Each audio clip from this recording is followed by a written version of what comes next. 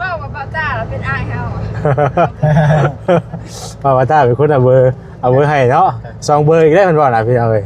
เชียงห่วงไว้แล้วบอกว่ามาตาขึ้นมาตัวกันในนี่ ให้แล้วบ่ให้ติโอ้ยพี่เอาเอ้ยคันคือว่าเอาให้กันนั่นอยู่แต่ว่ามันแบบเฮาบ่จักแม่นดีหรือบ่นะเนาะถ้ามันแม่นดีหรือบ่ก็เลยแบบบ่กล้าเอากันได้ ที่มาที่ไปเป็นยังไงเนาะ เลยบ่ได้เอาให้พี่น้องเนาะ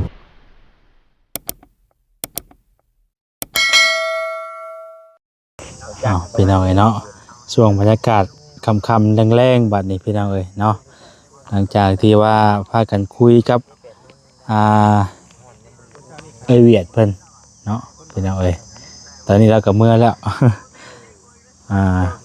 เราว่าสิกลับมาอีกแล้วบัดบ่กลับมาพี่น้องทางนั้นก็ได้แล้วก็ไปว่างๆเลยเราก็ได้เนาะแล้วก็บ่ได้กลับมาอีกพี่น้องตอนแรกเราว่าสิกลับมาแล้วก็บ่ได้กลับมาไปมันค่ำละบาดนี้เนาะทางเฮาก็เดินทางน้องน้อยเพิ่นมาได้ใดก่อนบ่ตาน้องน้อยย่างออกมาบ่หรือว่าใดนี่มาน้องข่อยบ่งั้นมานำบ่ตาบ่ข่อยก็กันเข้าเมื่อชมค่ำแล้วให้น้อยย่างที่เจ้าเมื่อชมก็ได้เด้อน้องน้อยสิบ่ให้บ่ล่ะย่าง ให้น้อยให้ย่างเมื่อสิบ่ให้บ่ล่ะเป็นมามันคือรถเนาะเป็นเมื่อพยางเมื่อคักบ่ยังบาดดิมาก็ไปน้ำเอาเมื่อเมื่อนานประมาณมื้อหน้าสิบ่มาเลยติ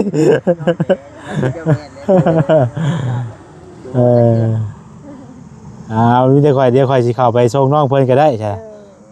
บ่ตาเพิ่นเมื่อหาลูกหาเมียก่อนก็ได้ให้ขี่รถจักรมาผู้เดียวอยู่เนาะที่แรกก็เข้าไปชมอยู่พี่น้องเนาะบ่เห็นรถใหญ่มากับมันเมื่อไว้แน่หลังข่อยรีบๆเมื่อเขาเดียวโอ้ข่อยกลัวข่อยเป็นห่วงเจ้าได้นี่น่ะข่อยให้จักเมื่อก่อนจะคำทางเจ้านะ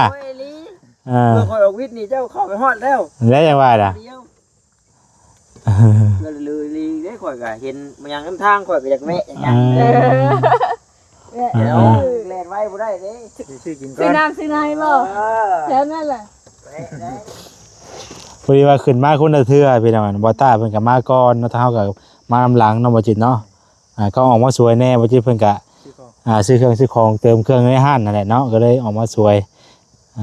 ตอนแรกก็ว่าสิพากันขี่รถจักรกันแหละบัดนี้พี่น้องเนาะพอดีว่ามันโอ้ว่ะผู้ได้มื้อหน้าก่อนมื้อหน้าทำใจแล้วฮะทำใจแล้วที่ใดก็บ่มุ่งคือกันดอกไปโอ้ยข่อยมองเห็นน่ะนะข่อยมองเห็นอนาคตบ่แห้งเลยข่อยแต่งได้บ่จ๊ะแต่งตัวได้มื้อเช้านี่ว่าสิขี่รถจักรน่ะบ่เรื่องน้ำมันน่ะนะพี่น้องมันแพงแฮงโพดมันจะฮอดลิตร50,000แหละคือว่ากลับเข้ามาสู่ระบบเก่าแหละเสื้อตายสีนะเห็นแต่ห้อยว่าเห็นแต่ห้อยใส่กระเป๋าเด้เริ่มมาแล้วแหละเนี่ยเห็นนั่งน่ะเบิด2ขีดแหละแพงเกินเพราะว่าเสื้อเฮาตะกี้เนี่ยมันสิเป็นห้อยธงเด้สะพายไว้นะห้อยธงมันทับเด้ก้านนี่ได้เป็นก้านได้รุ่นพากันขี่รถตะกี้โอ้ยเสื้อตายสีพี่น้องเอ้ยวันนี้ก็สิไปน้อยเมื่อเด้อไปเดี๋ยวค่อยจะไปมาส่งน้องน้อยเพิ่นไปไปเดินทางปลอดภัยทางนั้นกะไปน้องน้อยขึ้นรถเก็บเครื่องเก็บของเฮามันค่ำเลยพี่น้องเอ้ยมาส่งน้องเพิ่นก่อนบ่จิตเอาเลยเครื่องเฮาไปปะอันนี้กะเมื่อแช่ไว้เมื่อฮอดเพิ่นตะกะจังเอาน้ำข่อยน่ะน้ำข่อยแล้วฮะบัดค่ำมาสิบ่เย็นเนาะ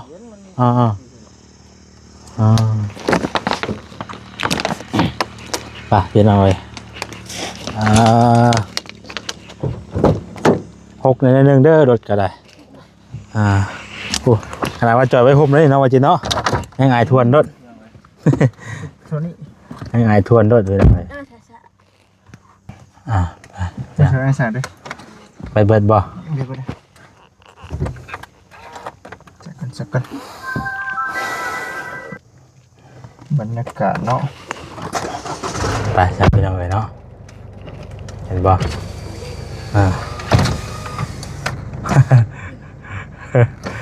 ฮอดโอ้เอยังไม่เปิดวะเปิดเอก่อน อ๋อต่อไงมันพุดลงมาเนาะ เงียบเนาะ เงียบแล้ว ทางเพื่อน ชิกามานอนกับเพื่อนเดียวเลยกล้าเนาะ โอ้ไอ้เพื่อนแล้วใกล้แล้วนอน นอนอยู่ในเนาะนอนอยู่ในเฮือน บอกมันก็ดื้อเองเลยบ่จิตเลย ทินเนาะ มันก็ดื้อเองมันล้อกว่าเลย มาเดือยก็ดื้อคือว่านะแขกแต่มันอยู่แท่งใกล้ทางเนี่ย ถือว่าอยู่หมองหม้ออยู่พี่น้องเนี่ยเพื่อนเพิ่นก็ได้เนาะพาอยู่ได้ใกล้ทางอีกใกล้ทางพอดีบ่ดีเพิ่นตามต่ออยู่ชายแดนนอกมื้อน่ะ อู้ยทางเขาง่าย โมเมนต์นี้บ่เครื่องเฮาเบิดแล้วบ่จิต ว่าเบิดได้ บ่ได้ลืมบ่ไปซะ ว่าเบิดได้ว่าเบิดได้ วันนี้แต่ว่าเมื่อวานนี่เห็นก็จะมาหลายคนอยู่เนาะวานนี่เนาะเมื่อวานนี่เขาไปทางไหนมาบ่จิตเขาบ่ได้ไปบ่เขาบ่ได้ไปเรียกเมื่อวาน วานนี้เขาไปทางบ้านไปตู้ต้นยาง แม่นแล้วเนาะ ดื้อหมดเลยเขาเป็นเจ้าจุดป่าอ้อยเนาะเป็นบ่ ไปแล้วไปทางต่อบาทนี่ จะเป็นตุกดิดเลยเนาะ เล่กำลังน่ะ กำลัง โอ้พอดีงามไอ้เพื่อนนี่บ่เรากินนี่นะ เมื่อเลย คันชื่อว่าเฮาให้เราก็สิให้ได้อยู่กินนี่เนาะแต่ว่ายังบ่จักเลยอ่ะน้องน้อยก็งงคือกันบ่ เลย งงเลยบ่ เมนบนพอไม่ได้มีเบรย์มีโทรศัพท์ในแล้วก็เบอร์แล้วก็พูดบ้านจากใส่ว่าเบาจ้าเราเป็นอายเขา ว่าตาเป็นคนเอาเบอร์ให้เนาะ2เบอร์อีกได้มันบ่น่ะพี่เอาเอ้ย ถ้าเชียงห่วงไว้แล้วเพราะว่ามาตาขึ้นมาตัวกันในนี่ ให้แล้วบ่ให้ติโอ้ยพี่เอาเอ้ยคันคือว่าเอาให้กันนั่นอยู่แต่ว่ามันแบบเฮาบ่จักแม่นดีหรือบ่นะเนาะ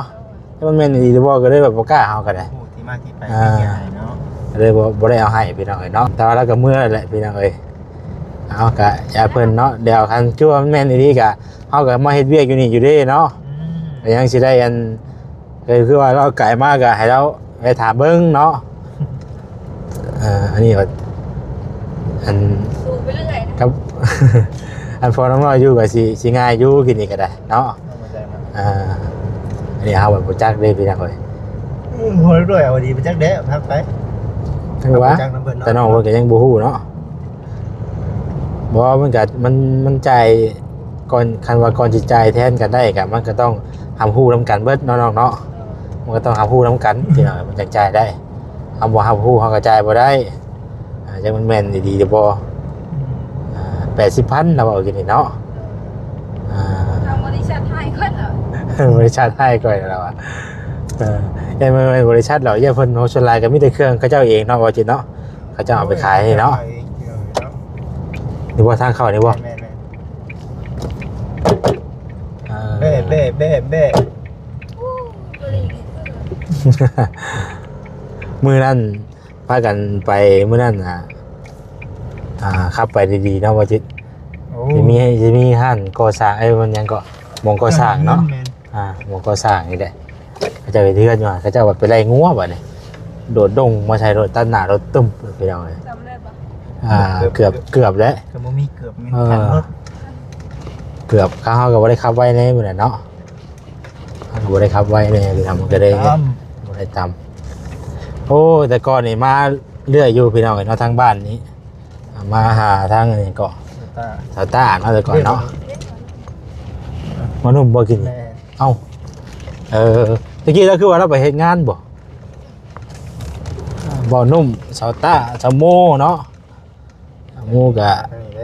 บ่ได้ถามข่าวเพิ่นแต่โดนไปเป็นจังได๋ตัวได้ทุกอย่างเพิ่นก็ดีเบิดเลยอหย่างกันเนาะว่าสิเป็นเรื่องซ่านอหย่างอย่างก็ถือว่าโอเคบ่ได้ทั้งผู้ใหญ่เพิ่นก็ซอยหลายสิ่งหลายอย่างเลยพี่น้องเอ้ยเงินซ่านเพิ่นก็แล้วเลยเนาะคือเพิ่นก่อออกอีกบ่ก่อออกอีกแล้วเนาะเคยเห็นว่าเตียงพาเจ้าไปเบิ่งเฮือนบ่เนาะ ใช่อ่ะ นี่บ่ เพิ่นถามเจ้าว่าเพิ่นเอาแบบใดสิบ่มากแบบใดสิบ่ จังหวัดไหนไหม แบบนี้ชาต้านี่ก็ได้ ใช่เพิ่นมากไปนี่เลยเนาะอะไรก็ได้เดี๋ยวจำองกระปูนี่ก็ได้เชียวหน่อยเอาอยู่ว่าจำองกระปูนี่ปัญหาที่เขาไปอยู่นี่เลยดิ เป็นเช่นได้บ่ได้ติแต่เป็นเช่นบ่ได้เนาะ มีพื้นว่าได้พี่น้องเอ้ยก็บอกเป็น อันนี้เงินชาวต้าพี่น้องเอ้ยเขาเงินเพิ่น ถูกแล้ว งามและแต่ก่อนก็พากันมาเต็มทุ่มแซวอยู่นี่แหละแต่ละมื้ออันนี้คือน้องโม่ข้างครัวนี่เนาะน้องโม่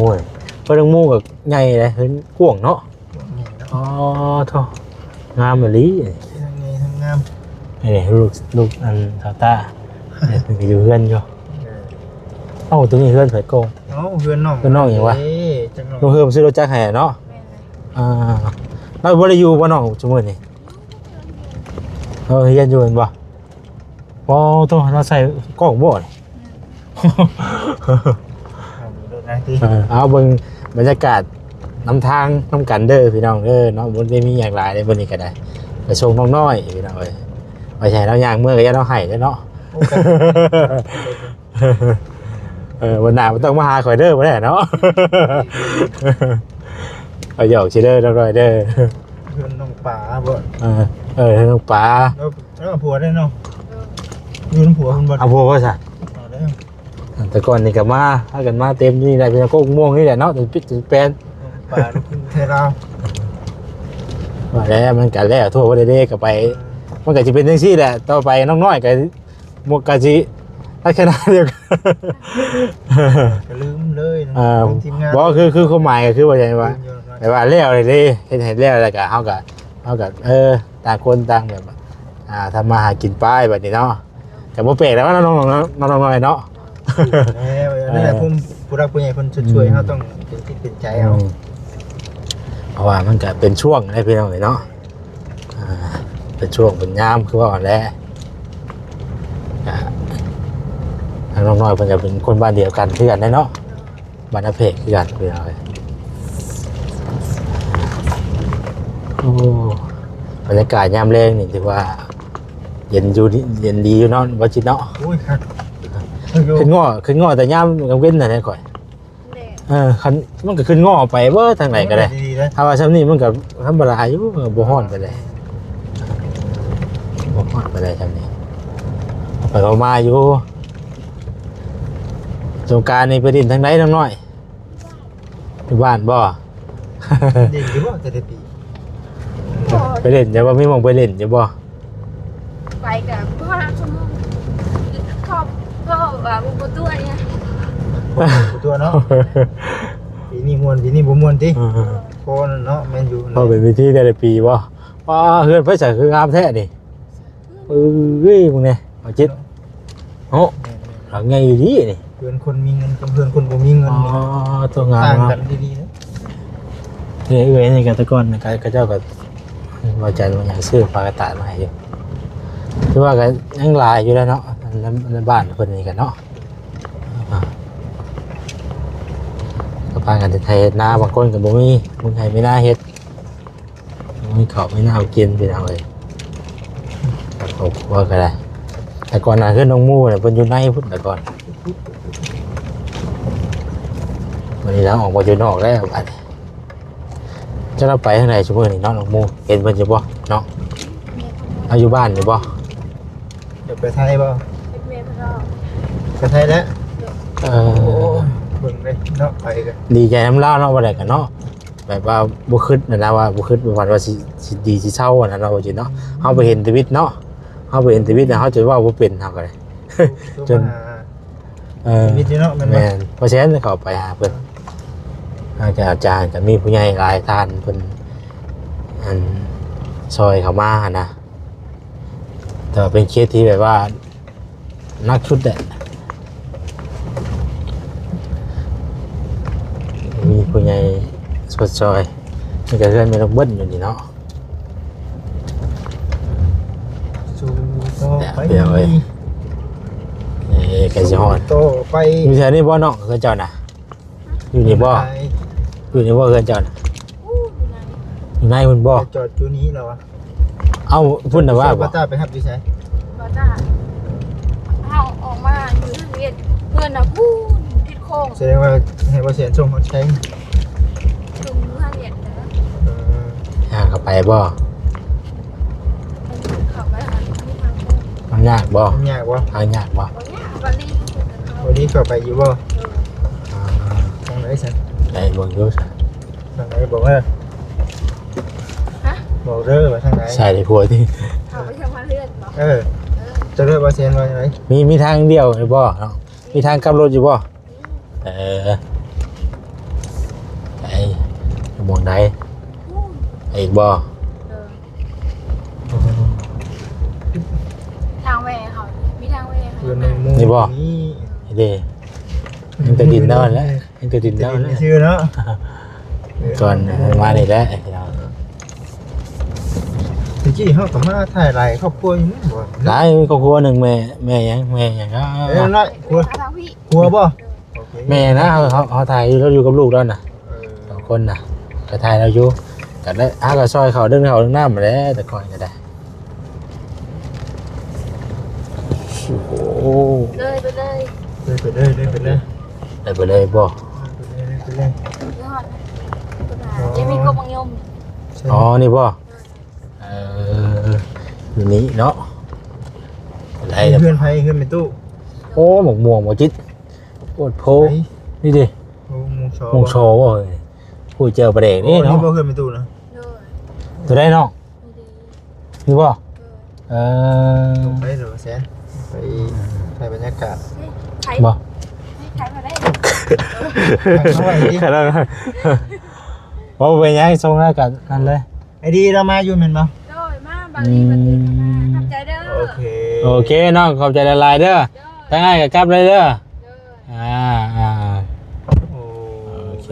เนาะ นี่เด็กพี่น้องเนาะใส่เท้าอันอย่างไปทางไหน คุณกับ ฮะ คุณบ่ได้เข้านี่เด้ เอ้าไม่จะบอก มวยรถแล้วเฮา โอ้ยก่อนเด้อวันนี้เด้อ คุณได้ไปมาอยู่พุ่นเนาะ กลับเลยแหละพี่น้องเนาะกับว่าได้มีอย่างเด้มาส่งเราซื้อ ถ้าหากว่ามีเวียกหรือว่ามีแนวว่าจังว่าติ แมนโอ้ก็เป็น เรื่องนั้นนะเนาะ ว่านใหญ่เติบอยู่ได้เนาะ เป็นหมู่บ้านที่เออ โอ้จุทุกขุมเยอะแล้ว ระวังนั่นถอยหลังบ่บันถอยหลังเอา กันเลย หึ เดี๋ยว ถอยหลังแล้วกัน เล่าเราเลย เล่าดี ไปวันนี้พี่น้องเนาะกลับก่อนเลยดิโอ้เลยพี่น้องอยู่นี้เนาะ